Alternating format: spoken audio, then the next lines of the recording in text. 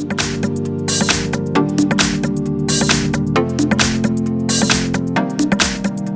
I've got Samsung Galaxy Core Plus, and let me show you how to enable Google Backup on the following device. So at first, let's open the list of all applications, then find and pick the settings. Now you should go to Accounts, so the third tab, and then click on Backup and Reset. Now you can simply activate this option by clicking on this Backup My Data option, and then you can set up your backup account simply by clicking on Backup Account. Now you can set up your account, so just click on Add Account, and you can either create a new one or log in with existing one. So let me pick this one because I already have mine.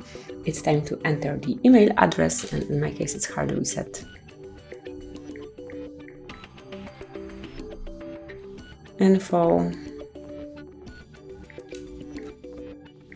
1 and gmail.com.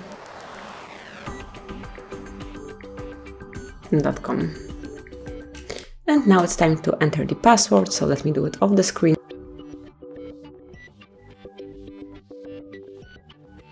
And as only it is entered, click on Next.